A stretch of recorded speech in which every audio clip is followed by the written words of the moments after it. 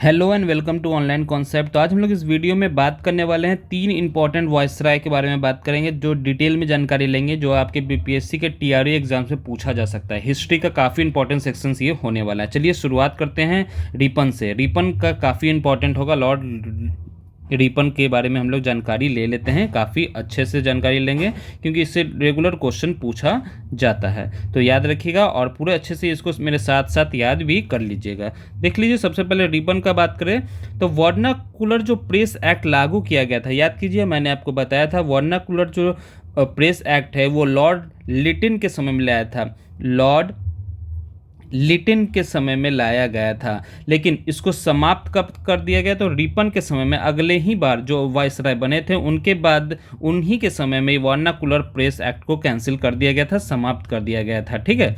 Next, Ripon के समय में एक और इम्पॉर्टेंट है कि पहला फैक्ट्री एक्ट, याद रखिएगा रिपन पहला फैक्ट्री एक्ट जो है 1881 में लाया गया था। पहला फैक्ट्री एक्ट इन्हीं के समय में, पहला फैक्ट्री एक्ट 1881 में रिपन के समय में ही लाया गया था।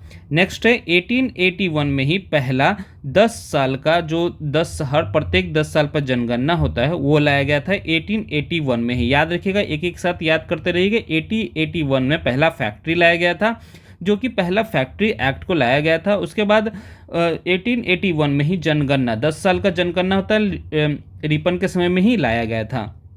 ठीक है। नेक्स्ट है इल्बर्ट बिल का विवाद हुआ था तथा स्थानीय स्वशासन की शुरुआत कर दी गई थी। याद रखिए, काफ़ी इंपॉर्टेंट है। इन्हीं के समय में हंटर आयोग, ये हंटर आयोग मेनली शिक्षा वाला है, प्राथमिक शिक्षा को लाया गया था हंटर आयोग गठित करने के बाद। किनके समय में तो रिपन के समय में। रिपन के समय में ही हम लोग बात करेंगे तो रिपन के समय में ही हम लोग का हंटर आयोग को लाया गया था। हंटर आयोग को लाया गया था, उसके थ्रू ही हम लोग का प्राइमरी एजुकेशन को लाया गया था। याद रखिएगा, काफ़ी इंपॉर्टेंट। नेक्स्ट देख लीजिए, फ्लोरेंस नाइटिंगेल के रिपन को उपाधि दे गया था। क्या दिया गया था? फ्लोरेंस नाइटिंगेल का उपाधि दे दिया गया था रिपन को। और भारत का उद्याक भी कहा जाता है। याद रखिएगा, उद्याक भी कहा जाता है भारत का। ठीक है। नेक्स्ट आगे बढ़ जाते हैं हम लोग। नेक्स्ट हम लोग बात करेंगे लॉर्ड डफरीन के बारे में। डफरीन काफ़ी इंपॉर्टेंट होगा सभी के लिए। क्यों इंपॉर्टेंट होगा तो समझो।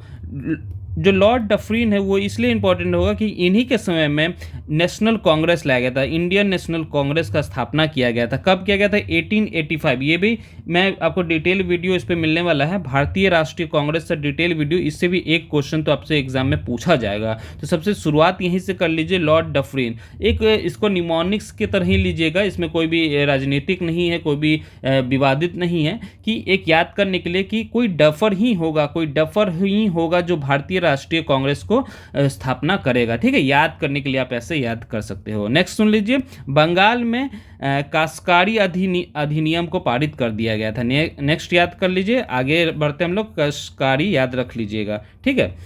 नेक्स्ट जो इंपॉर्टेंट है वो ये है कि इसमें इसी के समय में तृतीय एंग्लो वर्मा का युद्ध कर दिया गया था।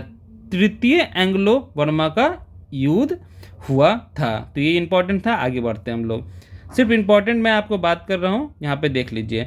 नेक्स्ट का बात करेंगे, सिर्फ इसी वीडियो को लास्ट देख लीजिए। वायसराय यहाँ पे हम लोग बात कर रहे हैं तो लैंसडाउन का बात करेंगे। तो 1891 में भारतीय परिषद अधिनियम को लाया गया था, इंडियन काउंसिल एक्ट को लाया गया था, जो कि काफ़ी इंपॉर्टेंट होगा आपके लिए। ठीक है। नेक्स्ट जो बात करें, गणपति महोत्सव भी बनाया गया था। इन्हीं के समय में शुरुआत किया गया था। किनके द्वारा? तो तिलक। देखो, गणेश जी को तिलक लगाया जाता है, तो याद रखिएगा तिलक के द्वारा ही गणपति महोत्सव लाया गया था। लेकिन मणिपुर में इसका विरोध तो हुआ था, विद्रोह हो गया था उन्हीं के समय में। ठीक है।